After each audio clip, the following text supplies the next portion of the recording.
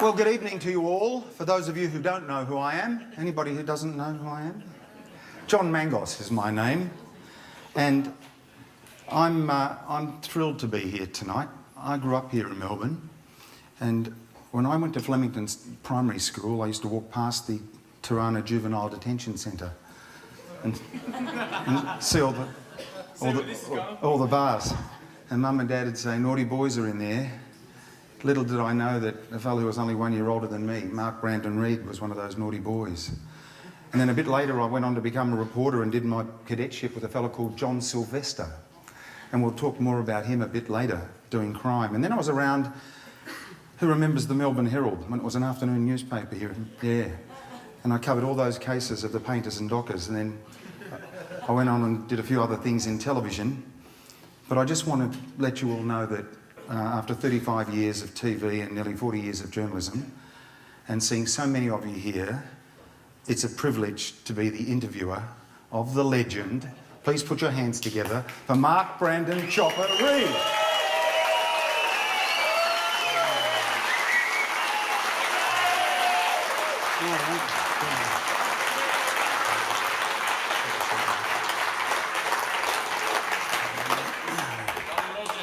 Now, we can't see you guys too well from up here because the spotlights are on us. I just want Mark to get to know a bit about you guys. So, can we have a little bit of house lights up, or is that going to be too hard to do? That's beautiful. How many of you have seen the movie? Yeah. That's not bad. How many of you have read the books? Yeah. A lot of hands. Yeah. How many of you barrack for Collingwood?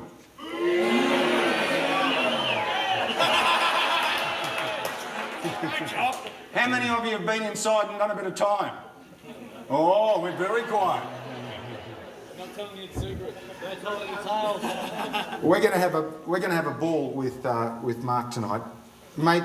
I just wanted to start by setting the tone. There's a fella called Inspector Rob Porter from Victoria Police who reckons he's heard you say the most bizarre things that he's ever heard, but that you never fabricated anything. And in one of your books, you challenge the reader to be the judge whether you are a liar or a great storyteller.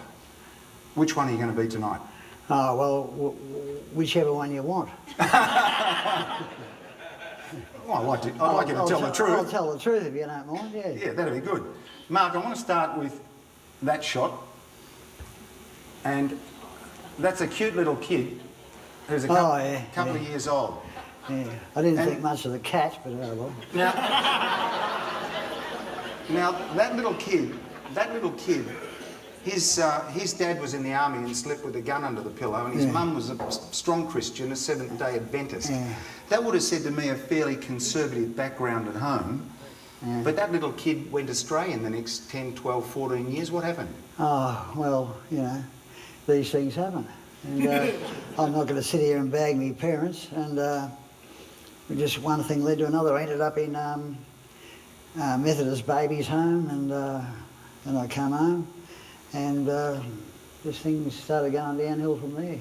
Is it true that your dad used to beat you, usually at your mother's behest?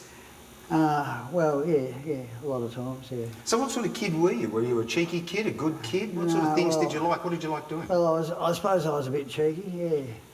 I suppose I'm a lot like Roy is now, my little boy. He's a bit cheeky. Yeah, but he's bright. Well, I love him. I love him dearly. Yeah.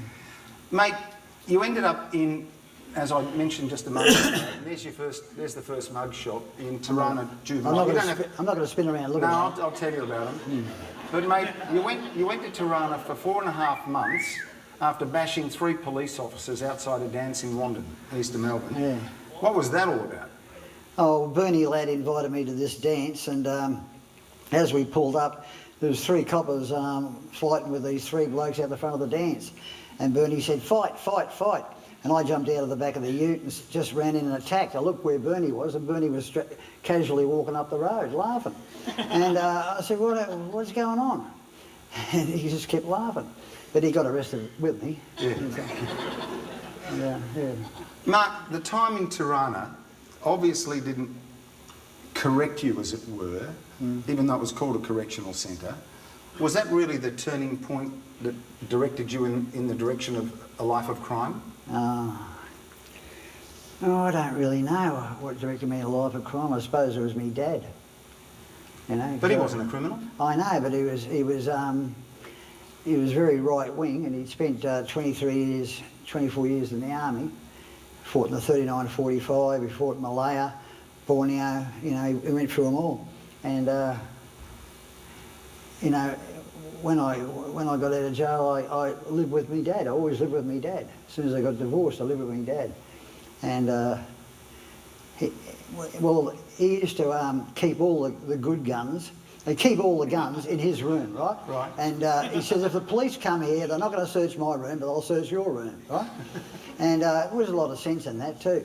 And so, anyway, you know, he used to always keep a gun in the bed, you know, and as I got up to go to the toilet, he'd say, you right there? I'd say, I'm going to the dunny, Dad. He said, all right, you know, and one day I got up to go to the toilet and I heard click. You know, he's pumping the pump action back. He said, who goes? I said, it's me, Dad. He come within an inch of letting it go through the door. And, you know, oh, it was frightening. But he used to cut down all the sawed-off shotguns. And on one occasion, he gave me this sawed-off shotgun, and he made Jeff Parrish and them, they said, let's go for a ride down to St Kilda. So we went down to St Kilda, and we come across a bloke called Johnny Coral. And one thing led to another. We'd said to Coral, oh, we'll drive you home. And I didn't know he was a docky. Well, I found out later, but it doesn't really matter, because I put the gun to his head and the silly bastard pulled it down to his kneecap. And I pulled it away, he's pulled it forward. I've heard two bangs. Once as the legs flowing out the pants, and the other bang as the legs hit the door behind him. That's a story I tell. Yeah. Anyway, and you're not telling any lies tonight, that's for sure. And as I ran away, he fell over backwards. You know, he fell over sideways. 45-degree angle and just fell over, and that made me laugh. And I went click, and the shotgun cartridge went right over my shoulder. Hopped back in the car, and they drove me home. When I got home, Jeff Parrish started to beat a cat with an iron bar. I don't know why he was doing that, but my old man said, "Put that cat down," you know. And anyway, shut up. Anyway, and so my old man went crook at me for leaving the shell behind. And, he said, I'm sick of throwing shotguns in the river for you. and he said, that's a waste of a perfectly good shotgun. I said, you told me that if there can be no ballistics or forensics done on a shotgun. He said, yes, but if they get the shell, they can match it up against the firing pin of this particular shotgun. He said, I've got to get rid of this shotgun. And which you never have to, because we drove back there and I found the shell and I gave it back to him. There you go. Yeah. Mate, we're seeing a picture here of Her Majesty's, Pentridge, the old Bluestone College at Coburg. You were underage when you were sent there. What got you in there the first time, and what was that experience like? Well, I didn't think much of it really, because I'd been through the state's mental hospitals, and they didn't, well, apart from the shock treatment, they didn't hold much fear. So, and Pentridge didn't hold much fear for me either. Mark, did you know what they were doing to you when they gave you that electric shock treatment? Like, what were you thinking when they did that? Well, I was wondering that too. I thought it was well, why didn't you hit one of them? No, well, I used to have a friend in the mental hospital, and I used to call him Giovanni from Milano, and he used to walk past me and go, and I go, and then one day my job, I used to have to clean up the toilet area. It was beautiful white tiled toilet, white tiled walls, white tiled urinary area, and the bogs, they were all white tiles, and then they had 3 bathtubs in a row, and they were all white tiles and with wooden things that go over around your neck, and they used to put people on ice or boiling water or whatever else. You know, they used to be therapeutic for them. So they said. And anyway, I go into the dunny one day, and there's Giovanni from Milano lying in the middle of the beautifully tiled floor. And he'd cut here, under here, his throat, behind the legs here, and his ankles, right? And he was laying there in that bloody great pool of blood. All I could think of was to clean the floor. So I got hold of the mop bucket full of boiling water, and I mopped up all the blood, and I went right around it so you could only see about that much blood all the way around the body and in between where the hand was and all this sort of stuff, right? Then I re-mopped the entire floor and waxed it and polished it and everything, right? And I went back to the day room. 20 minutes later, I could hear the orderlies talking to these three Dutch doctors. You know, be careful of German and Dutch psychiatrists. They mean business. And anyway, and they're more interested in not the man lying dead on the floor, but who the hell cleaned it up. And they said, oh, it's that young Reed. Oh, the one they call Chopper? Yeah. Oh, well, we'll have EST for him tomorrow. And they gave me some EST, electric shock treatment. They put a in my mouth and strapped me up to this, my legs and hands to this gurney. And they got the old box out and they put it on my head and they went, put some cream on my head first and put it on, put the shock for you. But it's supposed to knock you out for about 12 hours. It used to knock me out for about an hour. And then they'd give you a shot of paraldehyde, which is 75% ether. And they used to really knock you out with this paraldehyde. But I used to come to with a shot of paraldehyde in me after about 3 or 4 hours. Wow. And they couldn't understand. So this is J Division. You leave jail and you join the Surrey Road gang, right? No, I started it. You started the Surrey Road gang. You led the Surrey Road gang. Yeah. And you described that as a really good period of your life. Tell us a bit about the Surrey Road gang, because it was the Sharpies and the mods in those days, and you used to hang out with the Sharpies. Yeah. And I used to hang out in Tri-Boys Youth Club with David Benjamin Epstein and Terry Tempest and Johnny Harris. Okay. And we used to. And what was so good about those days, Mark? I just loved it. You know, I used to sit in a big barber's chair underneath the Tri-Boys Youth Club had a indoor basketball stadium with a big stage up the end there where they could have rock concerts and things like that. We used to get under the stage where they kept all the band gear, and they had a couple of old barber's chairs underneath there. I set a barber's chair up as my throne, and we put all the old boxing. As you do. We put all the old boxing pictures and sporting memorabilia and trophies around the wall, and I used to hold court there, and it was good. And we'd go out and bash a few people and come back and hold more court. And we used to fucking say, well, what's he guilty of? Doesn't matter what he's guilty of, he's guilty. Doesn't matter. We've got to have him charged with something. Well, he's guilty of having a bad head. All right. And so we'd go out and we'd flog him and his mates for having a bad head. And we'd come back and I'd have to do a debrief. And we'd have half a dozen cans and we'd sit there and we'd laugh about it and do a debrief. Now you're on the record saying that you only ever worked within the criminal element, that no innocent people... Well, my old man used to say to me, no matter who you shoot, make sure they're a child tamperer or a drug dealer. Right. Even if they're not. And it took me several goes to understand this. I said, what do you mean even if they're not? He said, well, you know. You mean tell them that they are? He said, yes. Right. And that stood me in good stead when I shot Sammy the Turk, because I said, he's a drug dealer. Because I look at his photo, the big black moustache, he looked like a drug dealer. And they said, yeah, we know he is, right? And he hasn't got a drug conviction on his record. Not one drug conviction on his record. He hasn't even seen a bit of marijuana, according to the police. And it was so strong, the homicide squad told the prosecution, and the prosecution got up and publicly told the jury, we've got to, please forgive us, ladies and gentlemen, the accused and the deceased in this case is a drug dealer. And the only evidence I've got to go on is Chopper Reed's evidence, right? Because so great was my word on drug dealers and child tamperers, but people just didn't doubt me. They said, is he a child tamperer, Chopper? Fucking hope he's a child tamperer. And I fucking gunned him down accordingly. Fucking and it probably turned out that the poor bastard wasn't a child tamperer. That didn't matter. He had a gun and he was gunning for me, so he got shot. And he got taken to hospital too. So, is that why you've often said, I'm not a murderer, I'm a garbage disposal expert? Well, yeah, I suppose so. You landed back in the slammer, mate, and this was this was getting a bit serious now because you were finding yourself in a fair bit of trouble.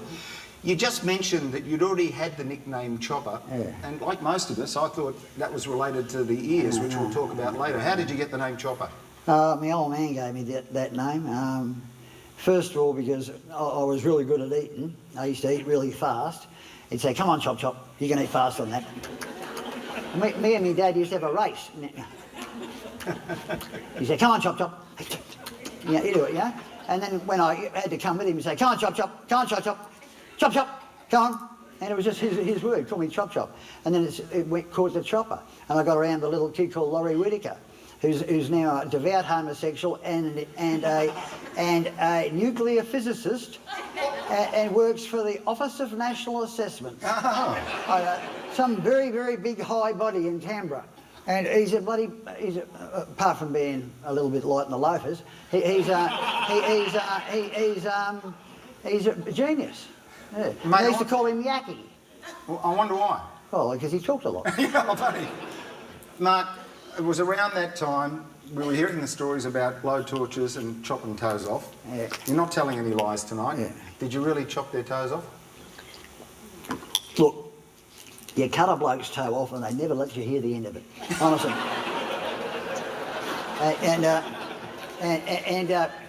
Look, it happened on one occasion, and I'm afraid I have exaggerated the rest because John Sylvester said, "Oh, really good stuff. We like this stuff. The public will love this stuff." Oh, I said, "Do you like this stuff, do you? I'll write you more." Oh, beautiful. Yeah. Oh, I'll write you more. But there was only one case, really, where his toe popped off, you know. So you pop off one bloke's toe and they never let you hear the end of it, you know. No. What about the blowtorch? Well, the same bloody thing, you know. You light one blowtorch and you've lit 1,000 as far as I'm concerned, you know. The bloke that popped his toe off, he had to get his feet burnt as well. Because he was a tough bastard, but yeah. Yeah, Graham Kennedy used to tell a joke, a bit like that. Yeah? You suck one cock. They never let you forget it. Mate, then a really sorry, he said it. We're here for a bit of fun, folks. Mate, a really dramatic incident happened in your life where you knew you were going to get pinched. Yeah.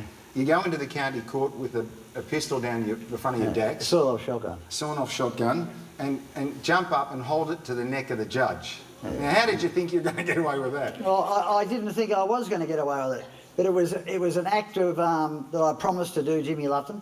I said I will run into the county court just like someone called Angela Davis did in America, right? And it's the only time it ever happened in the world. Angela Davis did it in America. And I said, well, Chopper Reed will do it here in Australia. In the Commonwealth, I'll be the first man in British history, Commonwealth history, to ever do it, right? And so I got the shotgun and I got Dave the Jew to wake me up that morning, and he woke me up and took me down the Watersiders Hotel. I put the shotgun up on the bar. They've closed the door of the Watersiders. I've had a couple of drinks. And I put the shotgun back and they've opened the door of the Watersiders. I marched up to the county court. And Dave said, "I'll go in with you." I said, "You haven't even got a gun, Dave. What are you going to do?" He said, I can hold them back. I said, yeah. Anyway, I walked in, and I didn't realise half the armed robbery squad was following me in as well, because I was a bit out of my head. And I walked up, I grabbed, the judge turned around and sort of like come out of his chair at me. I grabbed him and went like that, and the gun went up into his mouth and took the skin off the roof of his mouth. And the tipstaff come behind me, and he grabbed me and pulled the shotgun out of the judge's mouth. And the judge let out a really foul thing. He said, "Get the CUNT away from me." And I said, "Oh, the language." I was a bit aghast. As you should. I was a bit aghast at that. I would be too. From a judge, you know. And then I was laid on the floor with scant ceremony, and they took me bloody belt off me and put it around me bloody neck, and then dragged me off downstairs to the cells. And mate, that ended up in what, 13 or 14 years? I got 17 and a half years, 11 and a half year minimum. I did 9 and a half. And that's where you met this fella, Billy the Texan Longley, yeah, who Were you mates with him or not? Oh, yeah, I knew him. Look, he was a good bloke. I liked old Bill. But you fell out with him when you had one too many sausages. No. I fell out with him because he asked me for a bloody handgun. I just got out of jail from Risdon Prison and he wanted a handgun. So I sent a bloke called Maltese Mickey over his place and he dropped a handgun off at Longley's joint, right? So Longley's got the handgun. The handgun's worth about $2,000, right? So Maltese Mickey's handed it to him. And then Maltese Mickey's got into some trouble.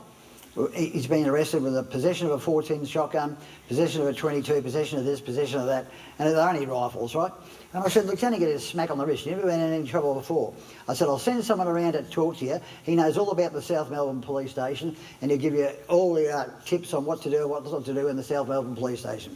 So Longley goes around to see him. He takes Brian Francis Murphy with him. All right. And they do this to a 17-year-old kid, terrify him, and then snip him for $1,000 as Longley's talking, for Longley giving him the benefit of his wisdom.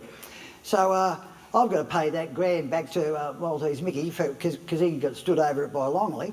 And I said, listen, Bill, you're going to have to pay it back. He said, I'm not paying anything back.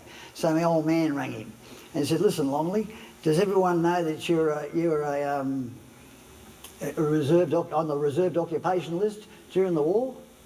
What did you do during the war? You're my age. Where were you? Where were you hiding? I didn't see you. And he said, does everyone know that you're on the reserved occupation list? He said, how would you like everyone on current affair to know that? He says, when do you want the 1,000 back? Oh, all right. Yeah, So a pretty intimidating character. You don't need to have a look at this photo because you probably see these every day, but this is a shot of the tats and a lot of the scars on your back. You lost a few intestines in the slammer. Yeah. We'll get to the ears story a little bit later, but what were you thinking with the tats? I mean, they're not exactly pieces of art, as it were. No. Well, when you get tattoos on in jail, you're not doing a lot of thinking at all, really. No. And especially when you get a Maori to do them, you know. And he's only a young Maori, and he's sort of like half pissed by the time he's on home brew, and he's I'll do a chop it, and he's got a lot of all these Maori sort of like in here. I said, well, what's all that mean? He said, oh, Maori magic. I said, yeah, well, leave the Maori magic alone, just start, and he wrote psychopath on me back. I didn't ask him to write psychopath on me back, and then he wrote mad dog on me back, and I didn't ask him to write that. What about never say never again? Oh, I asked him to write that, yeah. What about the scars, Mark? Yeah, well, that was when I got up on, I broke out of Haste Division with Jimmy Lufton and Johnny Price, and we got up on the A Division roof, and broke that open. I got inside the A Division roof, and I sat there and I said, Jimmy, carve me up. And he got a Stanley blade. He said, what do you want to carve you up for? He said, I want to go to J Ward. That was the psychiatric facility for the criminally insane. It's up at Ararat, just past outside of Ararat, yeah. And he went with a Stanley blade. And 4 on the back, and you know. So there's blood everywhere. Yeah, blood everywhere. And then I got stabbed in the back with an ice pick, and one through here, one through there, and it come out the other side. And I got shot in the back once, and I got stabbed in here, and yeah. And these are by other inmates. Yeah. Because you guys wore those trench coats to conceal your weapons, right? Yeah.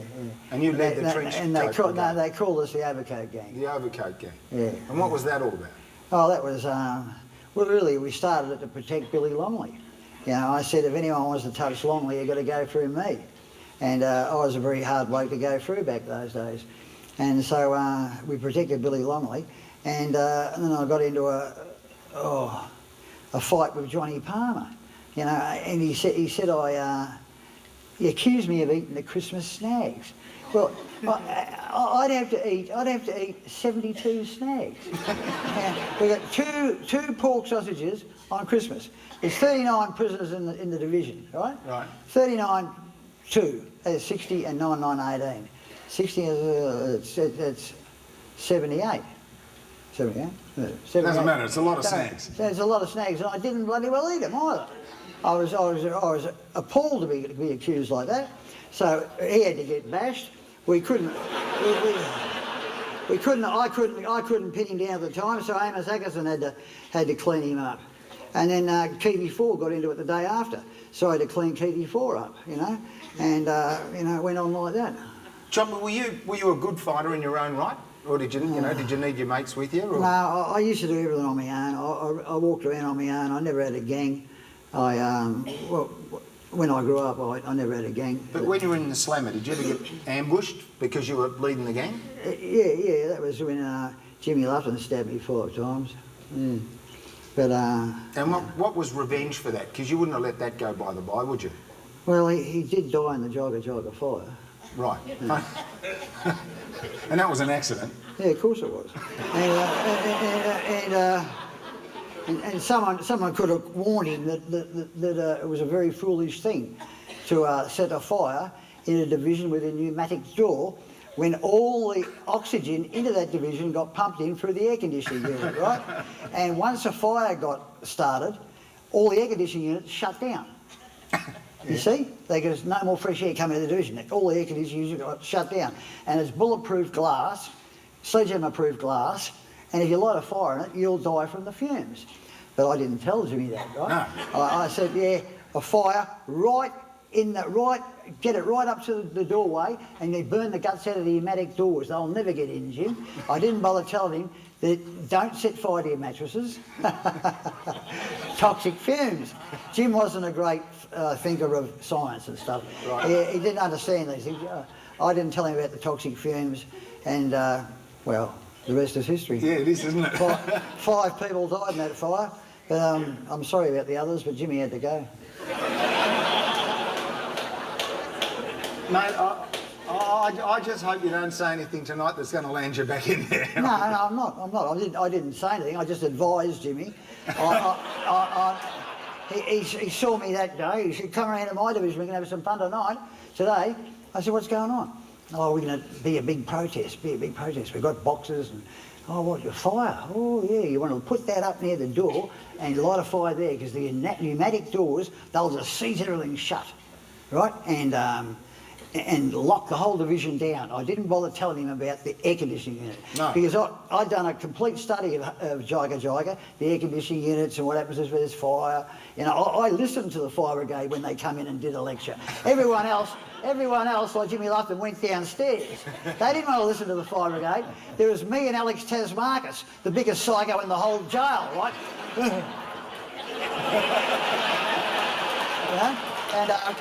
Because Alex Tasmarkas ended up burning Barry Quinn to death. He said pouring glue all over him, and then it said like napalm glue that he uses to put the soles on woolly moccasins, and puts the glue over him like napalm, and goes and caught him up. He bloody well went. And Alex wanted to know what happens about the fumes, and they cut the bloody air conditioning off on him too. There you go. Yeah. Now, we're just in the last part of our first half. We'll take a break in a moment and come back and talk about the second half of your life. But just before we do, we've talked about, it was only one toe. We've talked about the blowtorch. Yeah. How many people have you murdered? I've heard quotes from between 2 to 19. No, yeah, well, that was a play on words. I said on the Current Affair, personally, in company or involved in the planning of, there's 19 people. When I say involved in the planning of, that's a play on words. Like Frankie Waghorn come to me and said, how do I get rid of me girlfriend? And I said, get a cane basket, fill it full of chocolates, and fill it full of baby bath and bubble bath and all these scented perfumes and perfumes she likes, a couple of bottles of Moët Chandon, and all this sort of stuff, right? And then get an electric hairdryer and stick that in there and give it to her, and with a big I love you card, right? And she said, oh, darling, here, I'll run the bath for you, treasure. Yeah, I'll put the bubble bath in for you. Strip off, have another glass of champagne. And so in the bath she goes, he plugs in the hairdryer, drops it in, 240 volts, up she goes, never seen again. Okay. Right? All right, I see Frankie Waghorn in the remand yard, and he said, I said, what are you doing here? He said, I dropped a toaster into the bathtub. He said, I thought it'd have more voltage than the hairdryer. And I said, the toaster's got the same voltage as the bloody hairdryer. He said, I thought there'd be more. And I said, and what is she doing making toast in the bar? And she said, and he said, well, that's what the homicide squad reckon. But anyway, he was acquitted of that. So, But yeah, that's a play on words. all right, so a play on words that you've advised, and the number could be 19.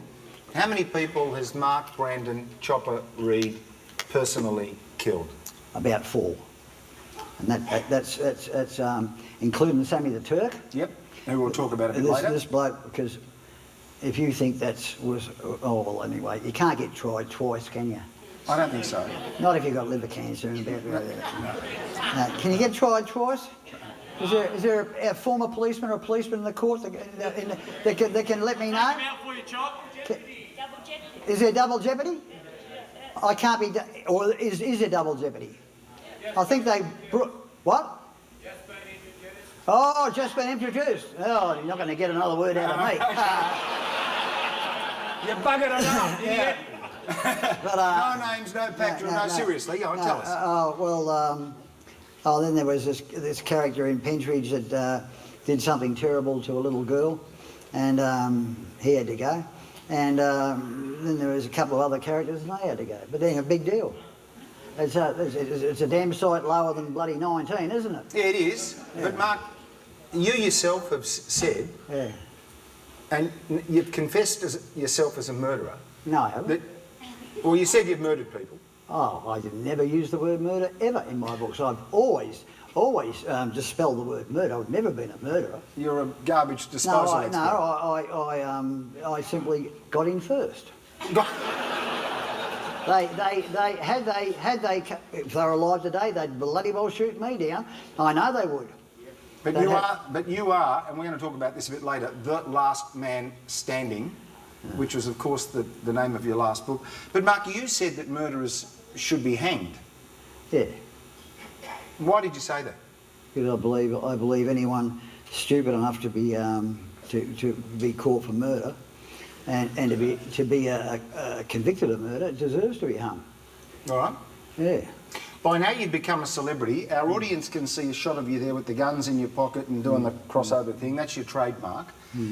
Had you any awareness at this stage that you were really starting to become a bit of a legend, the modern day Ned Kelly, Al Capone, call it what you like? No, not when... Did you set out to be famous or notorious? No, not really. Not when those photos were being taken. Yeah, that was in the middle of my dispute with Alphonse, and that was 1987. A bloke called Steve Sporrell took those photos at his place, and then the armed robbery squad got their hands on them and distributed them far and wide. Did they? Yeah, and because there's other photos there too, of me with nothing on.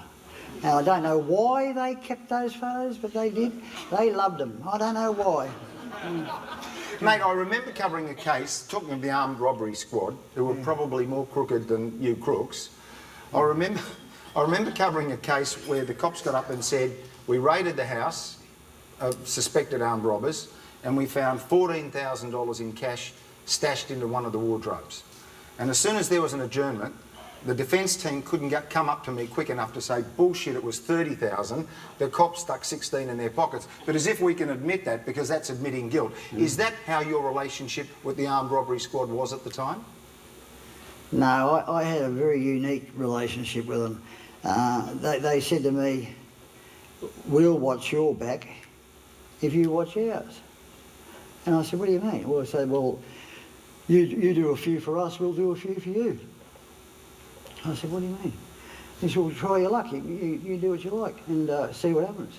So I did what I like and nothing fucking happened. I thought, oh, that's all right. What do you want?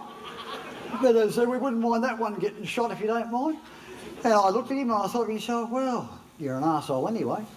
And it's, so... So you were doing each other favours? Well, you know, once or twice. Saving the taxpayer a few dollars? Well, once or twice, yeah. Well, no, not really. I took them to hospital afterwards.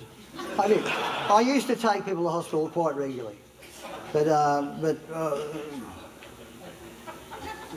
you were, by now you're becoming a pretty iconic figure around the place, and a pretty feared figure around the place.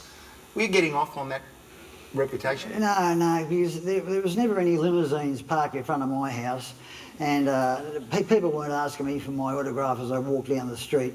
And as I walked the streets, I walked down Barclay Street, Footscray, no one rushed out with a camera and said, "Hey, Chopper, give us your photo." When I walked down Lygon Street, they never come out and said, "Give us your photo." No way in the world. And so I didn't notice it. Mark, we're going to talk about the rest of your life shortly, but I think it's probably a nice time now before we have a little break to discuss what sort of health you're in, and one of the reasons why we've called this the last interview. Oh, well, 2 years ago, I started passing a lot of blood, and my wife said to me, "We got to get you to hospital," you know, and I was feeling really weak, and I passed a fair bit of blood in the car. She got me up to Epworth, and I was standing there, and I passed 2.5 litres of blood as I was sitting in the waiting room, and then they took me out to another room, and I was passed another 2.5 litres of blood, and I got up, strangely it may seem, to go to the toilet, and I fell backwards into the cubicle of a man having a heart attack, and it woke him up, and he rushed off out of it, you know, got out of it, and then I passed another 2.5 litres of blood, and this is getting, and then this doctor comes and sticks his hand up me backside. It felt like about that far. I said, "What are you doing?" He said, "Well, you'll be pleased to know you haven't got hemorrhoids." And I said, "Well, what have I got?" He said, "You've got 3 arteries hanging down from your liver and they've all burst." And I said, "Well, how do you fix that?" He said, "Well, just tie rubber bands around the bases of them and we'll tie them off." And then they went in there and did that. And then this other doctor, Dr. Andrew Brett, he did an operation on me called a TACE, where they go up here and they stick a camera up there and they put this white stuff on it. I got 26 tumours on my liver, right? And I got a tumour. Anyway, they put this white powder on the tumour and blow it up like a nuclear bomb, and did 26 of them. And then they did the one on the liver, which is growing back the size. The one on the adrenal gland, which is growing back the size of an apple, and. Yeah. Well, to put it in perspective and wrap it up, you got Hep C when you were in jail. Yeah, when I got stabbed. And you got stabbed, and you enjoyed a drink. Yeah. So they wouldn't have done the liver too much good. No, I didn't have any drink when I was in jail. No, when you were out of jail, you made up for it. Yeah, but you can't make up a lifetime drinking in 6.5, 7.5 months. What I really want to know, mate, is are you going to be around for Christmas? I don't know. The doctor looked me right in the eye, and she said, "Oh, I think you'll be gone by Christmas." I said, I said, "Which Christmas?" And she said, "Oh, it looks like this Christmas." I said, I can't accept that. And but anyway, she's determined to kill me off by this Christmas. And I've got to go in to see her tomorrow to get my stomach tapped. They stick a needle in your guts and they flush, and all the fluid comes out of your stomach, right? Yep. And then they're going to have to remove two hernias. The size of, oh God, I won't tell you how big. No, all right. We'll leave it at that. And just finally, because I want to have a laugh before we go into intermission, and we'll keep this one short. Why don't you like eating dim sims? Because I believe that certain people went into Louis the Chow's dim sim factory, and a few people got put into that mincemeat machine. So out of respect for the dead, I don't like it.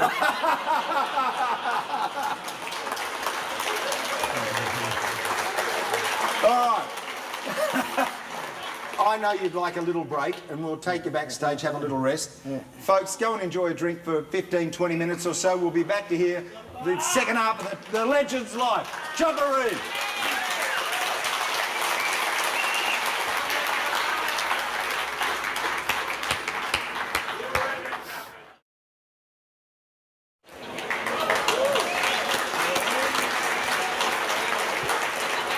Welcome back, everybody. You all having fun? Enjoying the big fella? Let's keep going with the story. Mark, it's now 1986. You're out of Pentridge, and you've started doing some standover work and some security work for your mates Frankie Waghorn and Mad Charlie. Tell us about that time. Oh, I used to love Mad Charlie. He was a good bloke. He was obsessed about gangsters though. When he got off the boat at Melbourne, he said to his mother, "Where's the Statue of Liberty?" He thought he'd gone to America, because his cousins went to America, and he'd come to Australia, and he was broken-hearted about that. And the biggest thing in Charlie's life, he went back to America to see his cousins, and he went to New York, and he stood in front of the Hoity Toity nightclub for 7 days, 7 afternoons, and he waited for Carlo Gambino, the boss of all bosses in New York, to get out of his car and come walking into the Hoity Toity nightclub, which was an abandoned nightclub, but they used to hold meetings up there. And as he walked past, he said, "Come stay, Don Carlo, come stay." And Carlo Gambino went, "Yeah, come stay," and patted him on the cheek and all that sort of stuff, you know. And because he knew how to speak a bit of Italian, and it was the biggest day in Charlie's life. I bet it was. Yeah. Mate, let's move on. I want to show you a picture of this fella, because you became notorious now for targeting other criminals, especially, you called him the plastic godfather. The plastic godfather. Alphonse Gangitano. Didn't exactly see eye to eye you two, did you? No, but look, me and Alphonse, he once attacked me in the toilet of the Dover Hotel. I punched my way back out the toilet. When I opened my bloody eyes, I was fighting the bouncers, and Alphonse had gone. And I shot the windows out of the place the next night, but it wasn't the pub's fault. No. And anyway, and then I got out of jail after that, and Alphonse had built up this bloody hatred towards me, all because of John Sylvester and Andrew Rule. And we'll get to their stories in a minute, but there's a story about a stick of dynamite between you and Alphonse. Oh, look, I once walked in to a gambling club, and I had a stick of gelignite stuck between my teeth, right? And I was smoking a big cigar as well. And the dynamite had been primed. That means there was a detonator in the end of the dynamite, and they could see that, right? So anyone that knew anything about dynamite knew that it was primed and ready to go off. Not many people know about dynamite. No, funny that. And I walked in there, and you could see people start to shit themselves.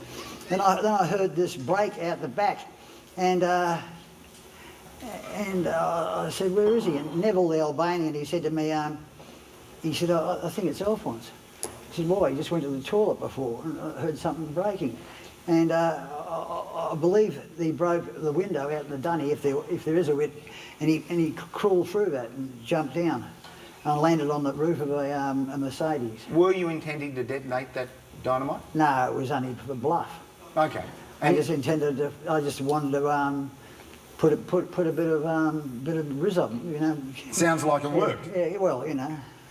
Mate, this is deliberately a generic shot. You were acquitted of killing Siam the Turk.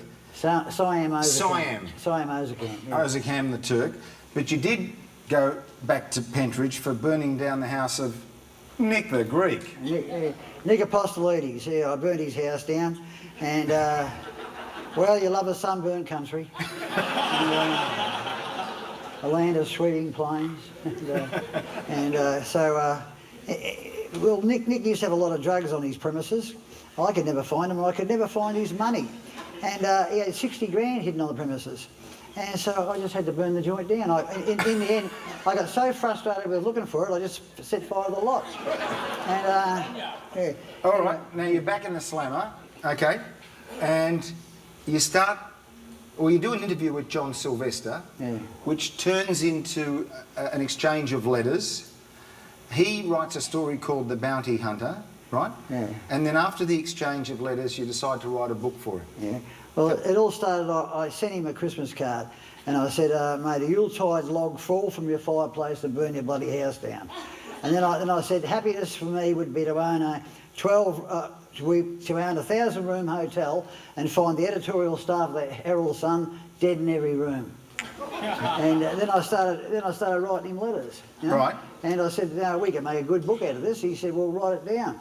So I just wrote him letters and letters and letters. I sent him about 300 or 400 letters. Well, mate, 500,000 copies later, and we see this chopper from the inside, and it goes on and on and on. You end up writing what, 11 books with him? There was about 10. 10. Yeah, 10 or 11. Yeah. And it was bittersweet because you couldn't make any money out of it.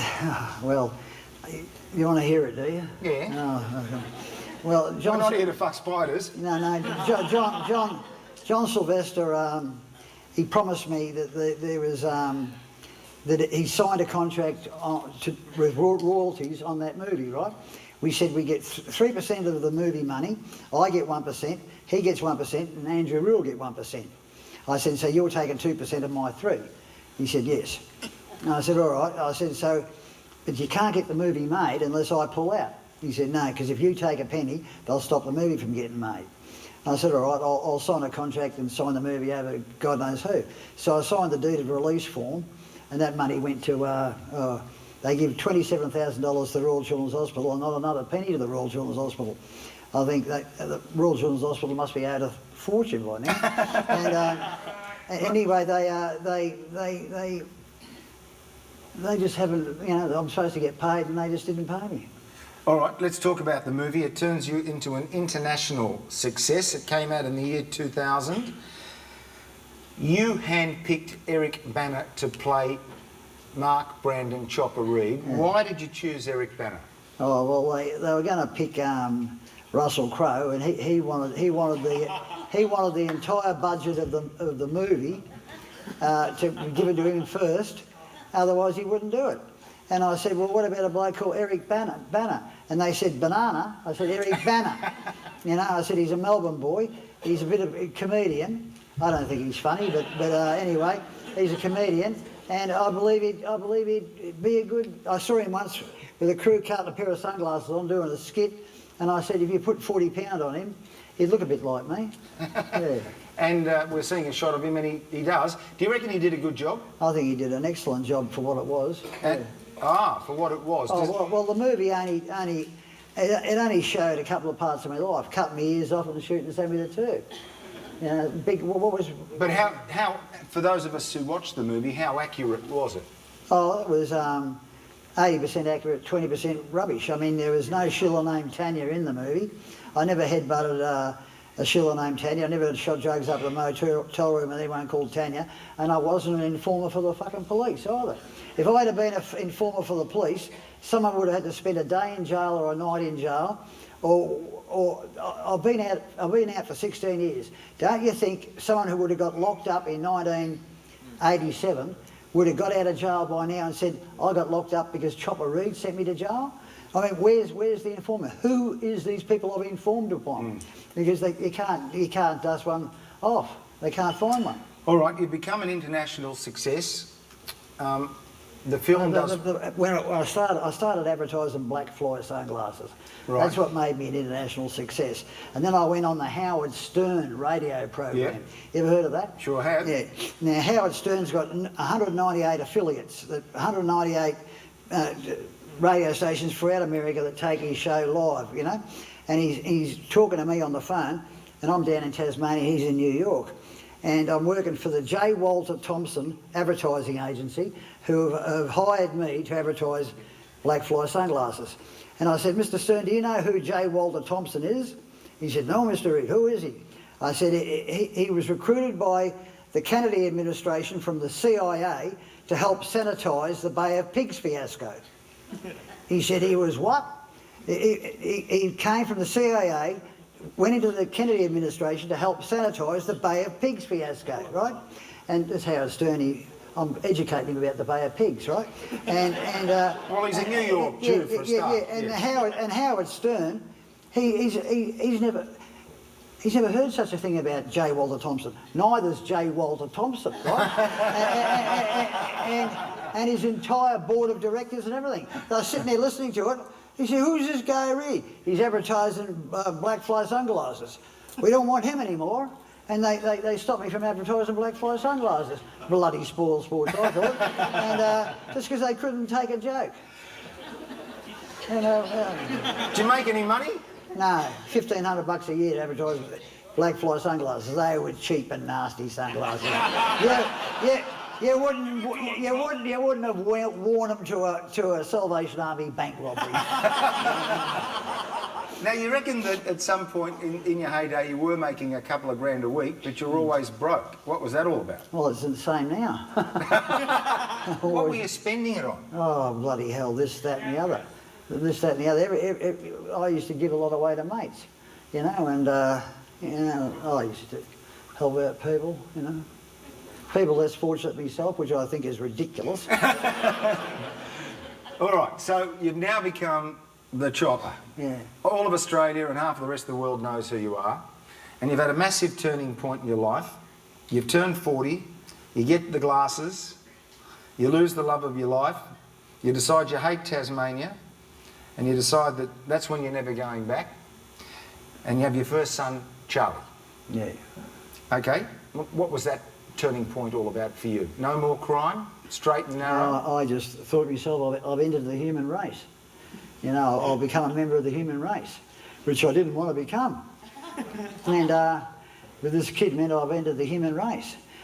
We'll talk about your second son in a minute, and we'll also talk about you, your relationship with religion and God. But one thing I know I can say to you is that by the time we got to 2003, an angel came into your life, a friend of 30 years, who'd been a true friend, and you decided to marry her. Tell us about Margaret Casser. That was Margaret, yeah. Now, she's here tonight, and she's the only woman I've ever really loved. And because I didn't love that first one I married. I married her on the advice of Michael Hosbin, QC MP. And because he said to me, you marry her and I'll be your best man. And I'll pass legislation in the courts to take it out of the hands of the governor and put it back into the hands of the Supreme Court. Because let's just get it straight. You were in at Risdon Prison, Tasmania, being held at the governor's pleasure. Yeah, which means whenever he decides to let you out. Wherever the governor and the full cabinet, full bench of cabinet, decide at the same time, and the governor of the jail, the governor of the state, and the premier, deputy premier, and the full bench of cabinet decide at the same time to let me out, I get let out. But they never decide anything at the same time. No. And people... And you wrote a few letters at the time too, didn't you? Yeah. I wrote me second book, me third book, me fourth book, me fifth book, me sixth book. I wrote them all in there, you know, and they said, you can't write books. And they used to go uphill and down dale to try and figure out how I was getting the books out of jail. And I hated to tell them that I was sending it out through the mail. because they're not real quick on the thinking. No. And because most of them are married to, most of them are interrelated with the Screws. Right. And the Screws are interrelated with the Crims. Right. Everyone's hello, Uncle Joe. Hello. Chop, tell us about Margaret. Why is she so special to you? She's been your best mate for 30 years. Yeah. Look, Margaret. She's always been beside me. She's always been with me. And after the thing with Sammy the Turk, she was interviewed by the homicide squad, the Internal Security Unit. They were a bad group, and then the National Crime Authority, the Federal Police, the Federal State Task Force, and she didn't shout. She wouldn't shout if a shark bit her, and she just stuck solid and didn't say a bloody word. Not that she had anything to say. No, of course. No. And she just said, "Well, I've got to leave here." Why is that? Because your 6 hours is up. And she used to remind them of that as she tapped her clock and left the room. She said, "You can vacate the doorway. I'm going now. It's 6 hours is up. I'm up and leaving." Over the weekend, I was telling my wife, yeah, give her a hand. She's here.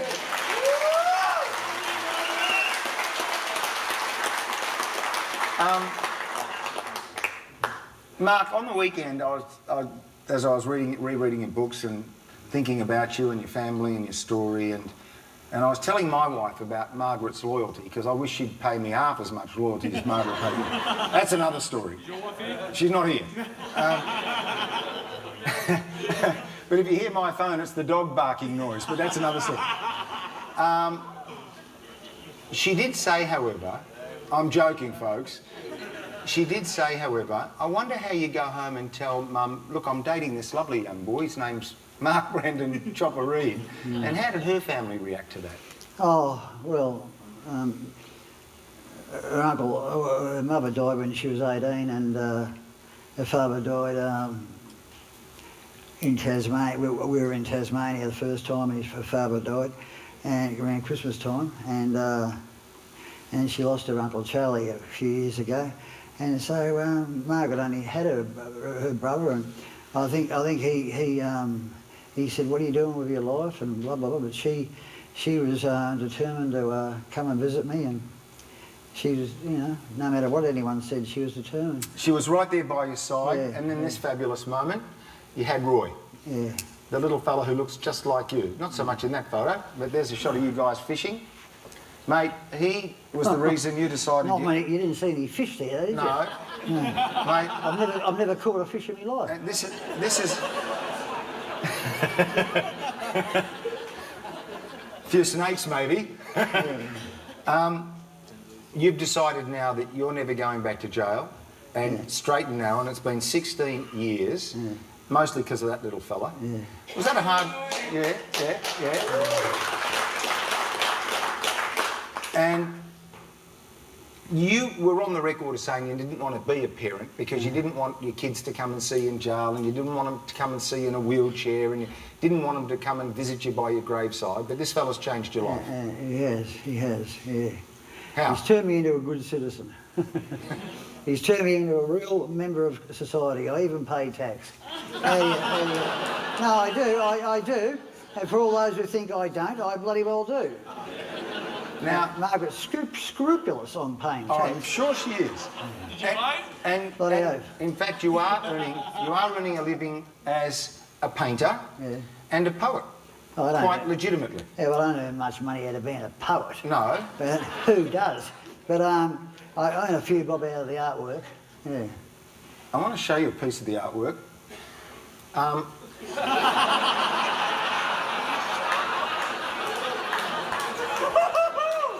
Now, was that a spelling mistake, or did you really mean to say Pisarco instead of... That's fuck Picasso. That's how you spell Picasso, isn't it? Yeah. It is, John. Yep. P-I-S-A-C-C-O? Yep, that's how you spell it. I'm not arguing. No, is that how you spell Picasso? As far as I'm concerned, it is. All right, okay, sweet. We've got that sorted out. But what's... And I read somewhere, it's interesting that you said as crooks get older, the smart ones get out of playing cops and robbers and concentrate on what they do best. You painted yourself into a corner, and now you're painting yourself out of it. Yeah. Mick Gatto stopped playing cops and robbers and does what he does best, and that's arbitration and cranes. Did you mean that? Yeah, I suppose I did. Yeah. What are you saying again? I'm saying, how are you finding life now that you've made this transition? You're not in a gang, you're a lone wolf, you've left the life of crime behind you, and you're painting. Yeah. And you reckon it's because it appeals to your sensitive side? No, but it's very calming painting. It calms the inner whatever it is. And Zen. Well, yeah. You don't want to go out flogging people to death with your painting. It gives you a very peaceful inner side. Yeah, okay. But along the way, along with the notoriety, suddenly we now have Melbourne in the gangland wars.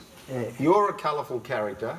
Next thing we see, you're on the front page of the Bulletin because everyone's coming to you to get quotes about all the big names around town like the Morans and the Gangitanos and all of those guys. And you're lapping it up. Yeah, well, back then I was, because they're all dying. And I used to say, if you sit by a river long enough, you'll eventually see all the bodies of your enemies float quietly by. And I've been sitting by this river for a good few years, and I've been watching them float by and going. Well, it...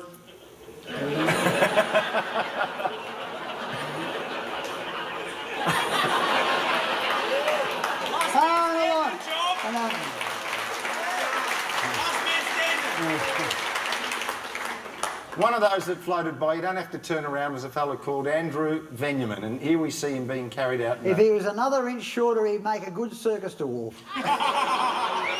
We see him here being carried out of a Carlton cafe in a body bag. Yeah. You've got a few opinions about that story. Yeah. Have I? Yeah. Oh, well, I hope there's nothing disparaging about anybody. Well, he apparently left his car keys on the table on the way and decided to have a chat to Mick out the back. Yeah. And you always reckon that Mick was always going to get off on the self-defence. Yeah, because the living man owns the crime scene, and that means if you're going to a murder trial and you're the living man, you're the only person living that knows what happened out the back. So therefore, everything you say goes to the top of the list as far as the coroner is concerned, right? Because you're the only living witness, and so your evidence is crucial. And he was the only living witness to what went on at the back. So therefore, his story, if it's crucial for the coroner's court, he'll have to be found not guilty of on the grounds of self-defence. All you got to do is give him half a fight, and you've got a bloody manslaughter or a murder by self-defence. Yep. Yeah. Okay, let's talk about some of the characters around at the time. I want to ask you about some of the characters. We've already talked about Gangitano. Let's talk about Dennis Allen. Dennis Allen, well, poor old Dennis Allen. He was. Oh, gee, what do you say about poor old Dennis? Well, you outlived him for a start. I know, but he just loved speed. Loved speed. It was just too much. Tell me about the Morans, Jason, Mark, and Lewis. Well, poor old Jason Moran. He slapped about the wife of a well-known crook. I forget his bloody name now. It doesn't matter, but he was a well-known crook. You'd know it if I mentioned it. Anyway, Jason Moran belted this bloke's wife. And he said, if you ever see that Jason Moran, could you give him a bit of a fright for me? And I saw him in front of the Chevron nightclub, and I said, you belted so-and-so's wife. He says, oh, well, what of it? And I said, you shouldn't do that. And I pulled the gun out, and he started running off towards his Porsche. I went bang, bang, bang, and shot the tyre out of his Porsche. And he took off anyway. And in the Porsche looked funny with it. And the front tyre of the Porsche, and and he hated me ever since. I don't know why. He hated me. He just hated me ever since. Talk about hold a grudge. He just fucking hell. I only took a couple of shots at the car just to give him a bit of a fright, and hate. I never saw anybody that had so much bloody vengeance. He was a vindictive bastard. He just didn't like me. Would never say a thing to me face, but just didn't like me. Now, you didn't have much of an opinion of the brain power of that crop of criminals in that era either, did you? No, look, if you've got a gang war, you get a list of about 6, and you'd have to hit them 1, 2, 3, 4, 5, 6, the same day or the same weekend. Bang, bang, bang, bang, bang, bang, bang, right? There's half the gang war gone there. Right. Bang, you know? And it don't take all this time. You know who they are, you know where they live, you've got a car, you've got a gun with fires more than 1 or 2 bullets, right? And you go around to one place, right, gotcha, bang, next place please, driver, bang, that's 2, right? Next place please, oh his wife's on the way, come back in half an hour, bang, go back to where the one, hello, missed you last time, got you this time, bang. And that's how you go. And you've got to have a sense of humour and be quick and decisive about the whole thing. You can't afford to sit around for years and months, dragging it on in the newspapers, dragging it and milking it for all it's bloody well worth. Carl Williams and Benji Venyman. I mean, what a pair of wombats to be held up as Melbourne crime elite. I mean, Carl Williams, if they had had him in the 70s, you know what they would have been doing to him in the showers, don't you? He'd be getting called Carla. And honestly, because in the 70s, how far you got basically depended on how good you could fight. And so you went up the ladder, up in the little world I belonged in, on how good you could fight, you know, and that was on par of how good you were as a crook. It wasn't really. I was a nothing crook. I was a two-bob nobody, right? Brian Francis Murphy was having an argument with Billy Longley, and he said, that Chopper is nothing but a two-bob crook. And Billy Longley said, yes, but he's the greatest manipulator of the media the criminal world has ever shoveled guts into. And Brian Francis Murphy said, I agree with that. He said, so what's that? You know, if I'm the greatest manipulator of the media the criminal world's ever shoveled guts into, well, I'm not a two-bob crook, am I? No, but you are a pretty good manipulator of the media. Oh, fucking oath I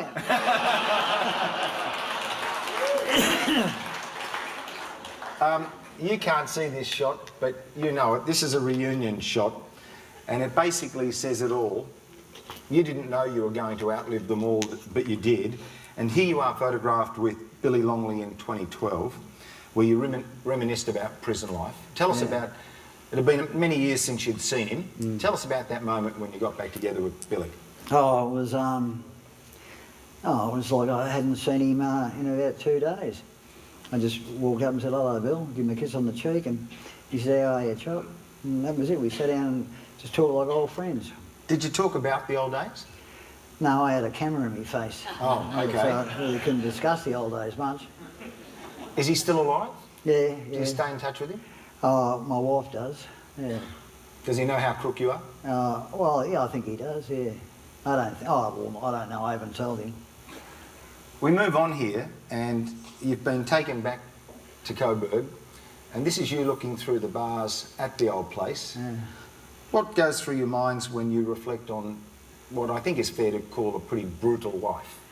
Oh, when I reflect on my life? Yeah. Well, I don't have a lot going on in my brain as far as reflecting on... I don't have a lot of sentimentality about Pentridge or... I feel sad they pulled Haste... Well, they got rid of Haste Division. I used to love Haste Division. It was a good place. Other people hated it, but I loved it. Had your best fun in there, didn't you? Well, I loved it. People hated it, but I loved it. Yeah. That was why I won the war. I loved something that they didn't like. Yeah. And they didn't like to be there. All right, so that's facing the reflections. What about facing the inevitable? And that is that your creator is going to shake hands with you fairly soon. Don't know which Christmas, but it is round the corner.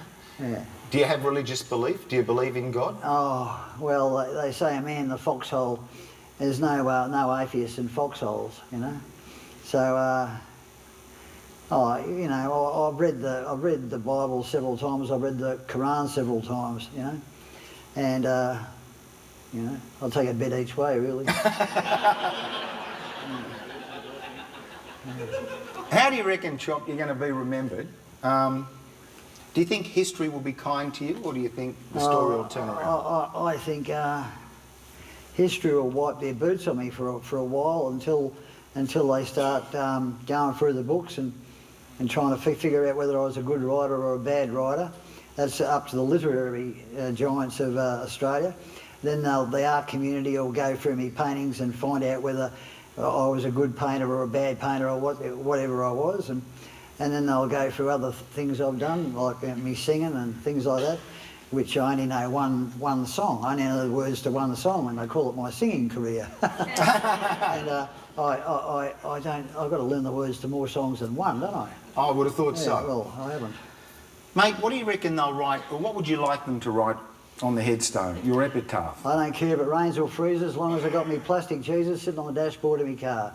I got those words tatted on my back. I know you have. It comes from the movie Cool Hand Luke in 1967. Paul Newman played the role of Lucas Jackson on a chain gang in Mississippi. And I'm going to ask you about that in just a moment. We've got to the point where we can talk about you now as ex-con to icon. Being remembered, I think, for an Australian, and I don't want this to be an obituary, but someone who created his own legend, his own image. Mate, in all the publicity for this show and for your books, you quote the French Foreign Legion when you say, "Je ne regrette rien," I have no regrets. And yet I read in your last book that you regret the whole bloody thing, a wasted life. Well, Tell me the truth. Yeah, well, of course you say something like "Je ne regrette rien" in a heat of bravado. You say that. That's what the French Foreign Legion had tatted across their throats. And ever seen the French Foreign Legion march? They swagger. They hold their gun across here and they swagger. Ooh, ooh, ooh. It's very stirring watching them march. And they're just maniacs from all over the world, and they get "Je ne regrette rien" tatted across their throats. I regret nothing. And, But you do have regrets. Yeah, I regret that. Who wouldn't regret 24 years in jail, 23 years, 9 months in jail, and 22 months in mental hospitals? Who wouldn't regret that? You. Yeah. Could we have the house lights up, because it's your turn to ask a few questions. We've got a microphone down here in this corner, and we've got one up there as well for those of you upstairs, and I'll try and direct the traffic as well as I can. Yeah. So if you could make your way to the microphones. If any of you have got some questions, we have got a bit of time, and then I want to talk to Chop a bit more about plastic Jesus. Where's our first question? Don't tell me no one's got a question for him. Yeah, I've got one right here. What's your greatest memory, Chop? Hang on, for everybody else, while you make your way to the microphone, the question was, what's your greatest memory? My greatest memory was watching my little boy Roy get born. It was 26 hours of labour followed by a caesarean. Oh, gee. You got the worst of both worlds. Yeah, and she went through... Go to the mic. If you'd go to the microphone, please, so that everybody can hear the question. Anybody upstairs want to ask a question? There's a mic there, over to your left-hand side. Yes, sir. Please go ahead. Chopper, when was the last time you were really scared? My wife told me off yesterday.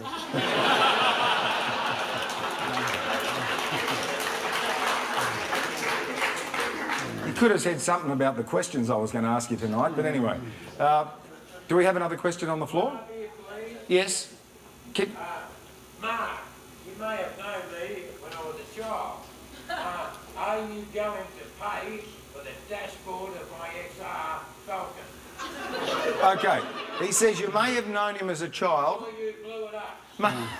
Apparently you blew up his XR Falcon. Yeah. Are you going to pay for the new dashboard? You're not getting a bloody penny out of me,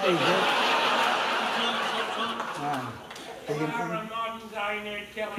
You can bash that up your ring as well.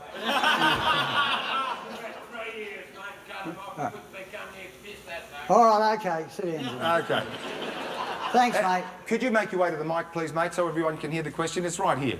Just make it a bit... the microphone's right there. Just make it a bit easier for everybody.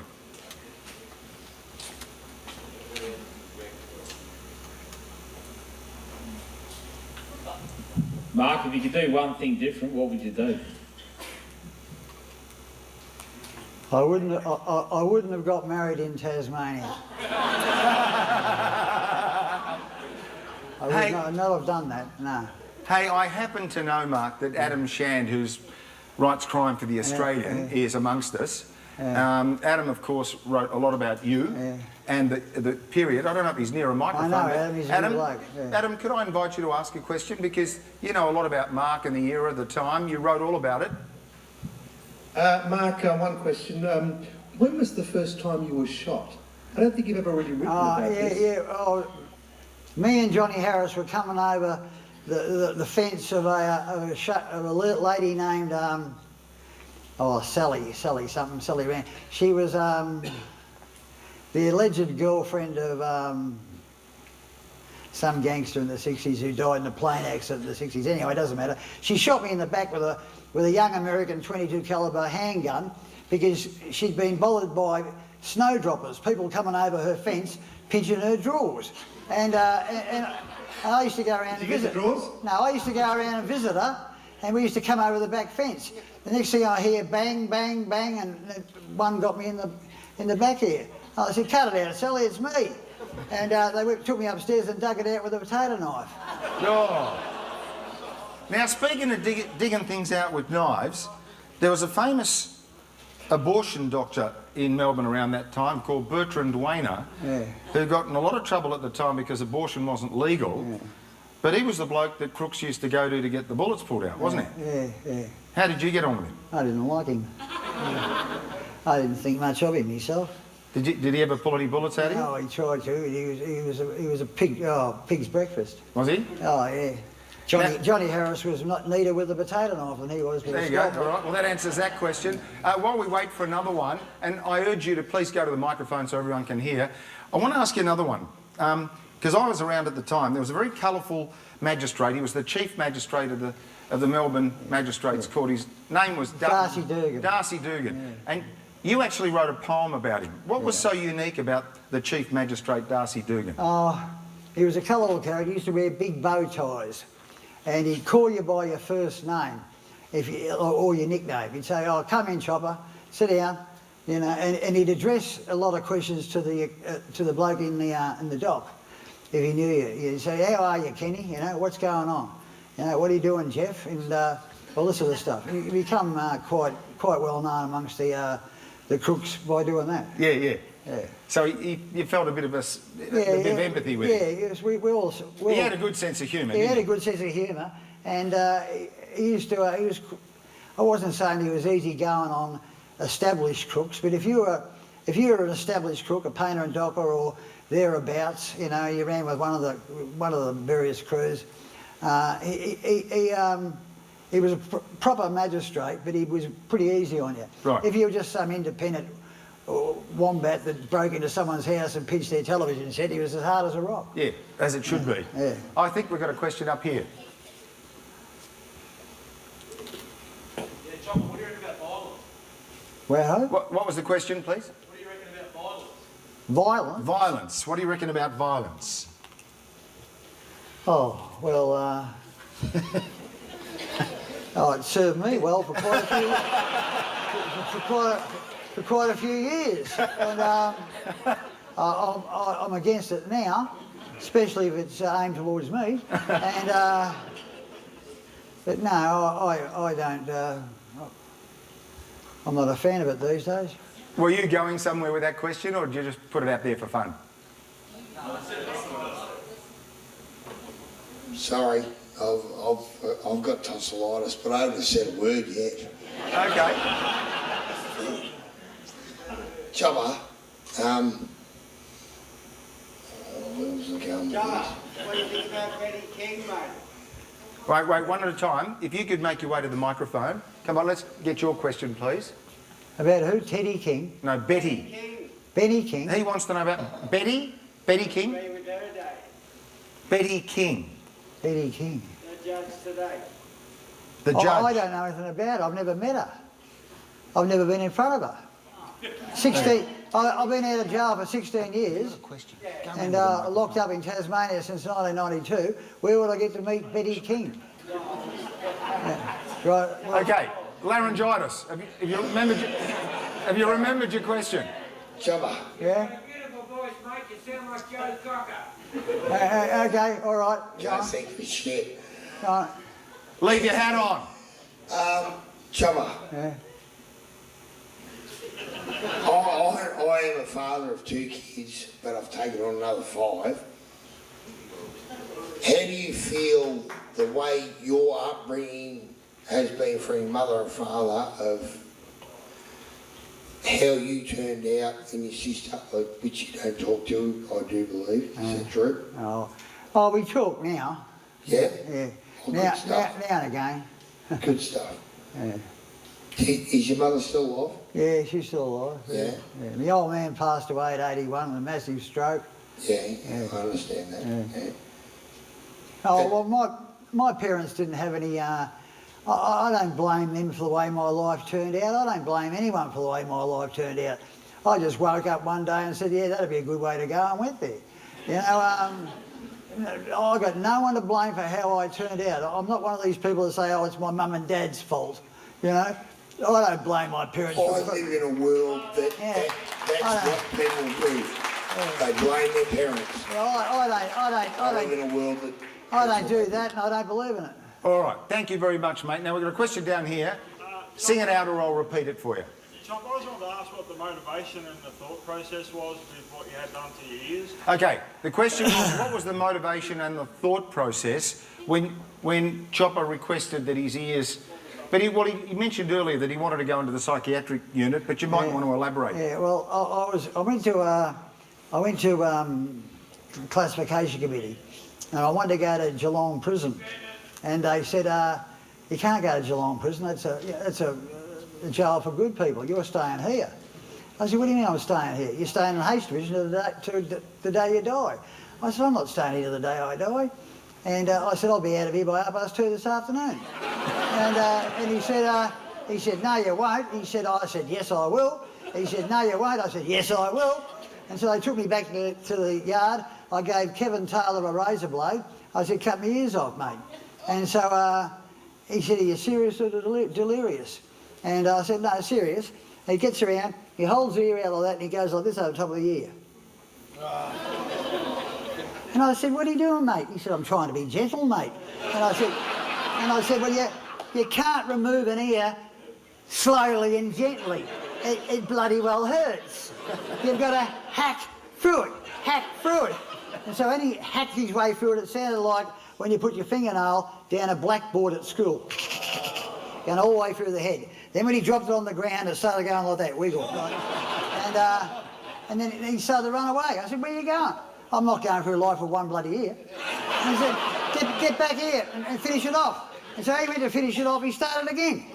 And I said, what are you doing, mate? He said, you're not going to attack me and come back later, are you? I said, no, I'm not going to attack you, just get it off. Whack, get it off. So he got it off, right? Fingernail going on the blackboard again at school, and I felt this, I felt the hot water gurgling in my ears, right?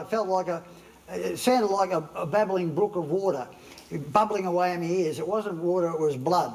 And he dropped the other ear on the ground, that went like that. And then he went and let the screws in, and Big Ted Self came in. He's got a hand the size of a dinner plate. And they put the ears in his hand. He's going, oh, look at that. Oh, you don't see that every day. And anyway, he's taken them up and given them to Billy Longley, and he's put them in the fridge. Chopper, Yeah? apart from killing someone, what's the worst thing you've done to anyone?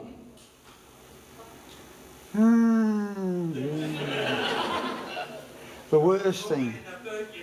The worst thing I've done to anyone. Oh, Jesus Christ, where do you start? You've got me there, mate. I can't think of it on the spot. What's the worst thing I've done to anyone? God almighty. Where do you start? I can't think of it. Sorry. There you go. That's a good enough answer, Chopper. Here comes another question. How you doing? You've been compared tonight to Ned Kelly, Al Capone. I'm just curious, how do you think you're going to be remembered after this is all said and done? Oh, I don't know, mate. You know, it's a good bloke out of luck. And I don't know how I'm remembered, mate. And it doesn't really worry me how I'm going to be remembered. Because I'll be dead and you'll all be alive. So I couldn't give a real rat's ass what you think. I'll tell you one thing about how he'll be remembered, and I'm fair dinkum about this because I've interviewed plenty of crims in jails, and none of them ever did it. They were all framed. No one ever admits doing it. This bloke always admitted doing it. And the other important... Except, of course, for the Collins one. That's right. I vehemently protested my innocence on that because I was still going to court. Fair enough. As I was writing the books. What could I do? I'm still writing books, yeah. And the second thing, and I think this is a very important thing for us to all take away from tonight, that this fella hasn't been in trouble with the law for at least 16 and a half years, walks the dog, takes his kid to school, goes down to the milk bar down the road. Tell us about your daily life these days, mate. Well, my daily life is I get up and Roy gets ready for school and Margaret gets him ready, shower and all the rest of it. And off he goes to school. He walks there now on his own, and which isn't far away. And so you see him safely to school because I'm following him too sometimes. And do you feel a bit suburban? Yeah, I feel a bit suburban, and then I I go to the milk bar, get a packet of smokes, and I go home. And on a good day, I sit around with Margaret and we talk shit, as you do. And then I make the bed and do all those other household things. And then I ring Brandy, and Brandy comes around and picks me up. There you go. And that's it. Looks like we're done with the questions, unless...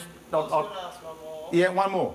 What about, I heard you have really high pain tolerance. Yeah, I used to, yeah. You just get used to it. You just say, oh yeah, people cut me up, it's all right. Yeah. So the question is about having high pain tolerance. Huh? Is that it? Yeah? Oh, well, I was born with a high pain tolerance because some nutty doctor said that I was partially autistic. I don't know how you can be partially autistic, but anyway, and that would have, and they said, well, that's wiped out all the sense of fear in him. Because when I was a little boy, my father was about a quarter of a mile out on Mornington Beach swimming with my uncle, Uncle Ralph. And I just walked out into the water until it went over my head. And my dad rushed in and saved me from drowning. But I had no fear of the water, and I had no fear of getting strapped at school either. I mean, old man used to give it to me with a Weapon belt, an army belt, and I never used to scream. I never used to cry. And he hit me about 6 times and stopped. He said, "Are you feeling this?" I'd say, "Yes, I am." He'd say, "Are you?" I'd say, "Yes, I am, and it hurts." You know, and he'd whack, whack, whack, and I'd say nothing more. He'd say, "Oh, this is not right." And he'd go in and tell my mother, and she'd come in and whack, whack, wouldn't say nothing either. And she, "Are you in pain?" "Yes, I am." Whack, whack, whack. "Can you feel that?" "Yeah, yes, I can." "Would you like me to stop?" "Yes, please." and I didn't have any sense of any fear there. And it just went on my whole life. I never had any sense of fear, didn't strike me. So I guess that answers your question. You had a high pain threshold. There's a fellow in a white shirt down the back here. In your book, you say you use psychology like Petrich to control the prisoners. Yeah. Did you hear that?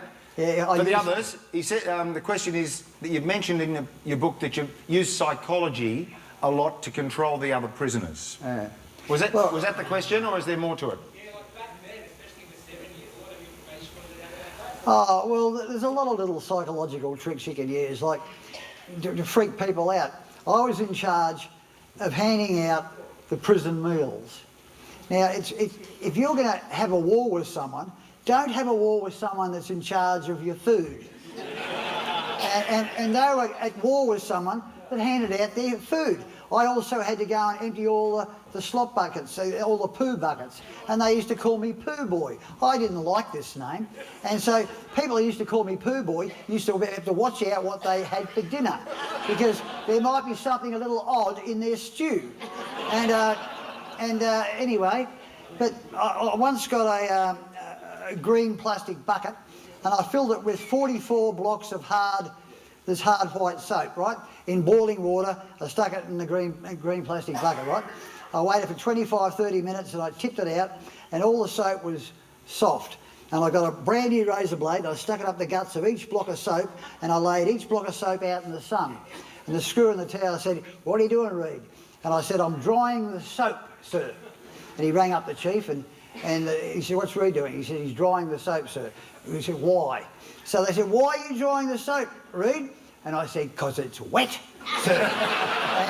and he said, "'Cause it's wet, sir." And he looked at me file, me criminal history file, and it's got certified mentally insane 3 times. And he said, "If Reed wants to dry the soap because it's wet, let him." That was it.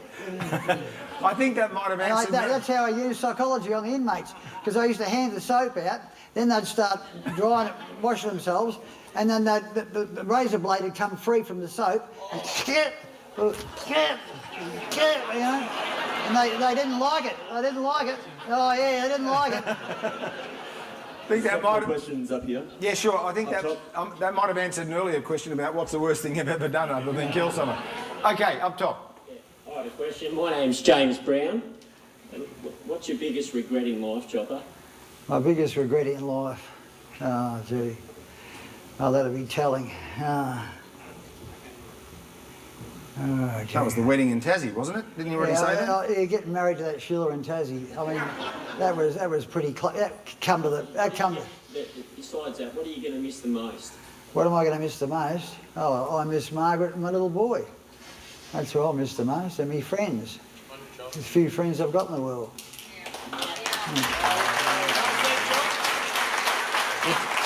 We'll take this as the last question. Hey, Chopper. What have you or what would you tell your little boy about your criminal life, if anything about it? I've had one ask me about it, and I said, "Oh, don't worry about it, son. Just don't worry about it. It's all crap. Leave it alone." You know. He said, "But it's not all crap. I've read the books. I've seen the movie."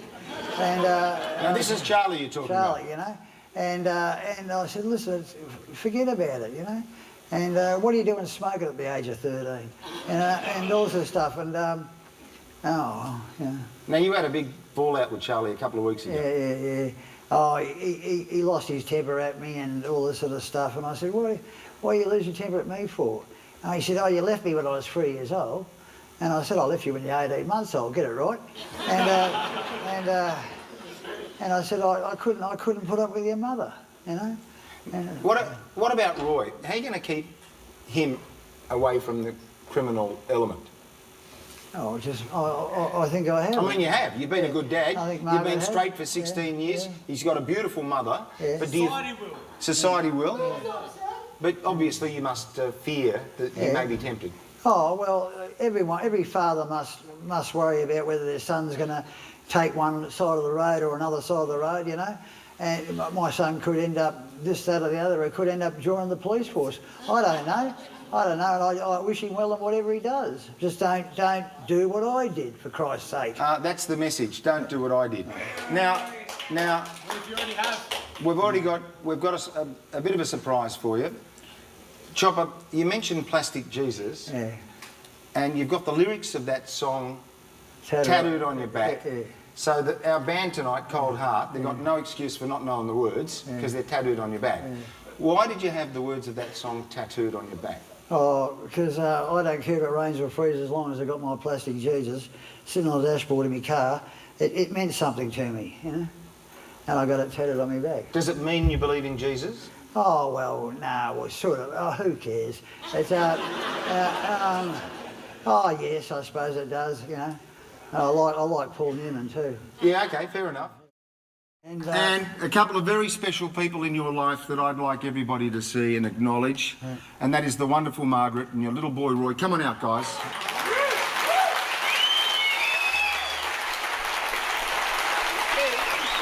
You doing good? Yeah.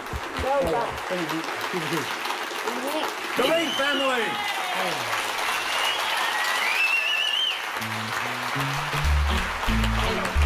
Thanks a lot, mate. everybody. Hope you enjoyed it.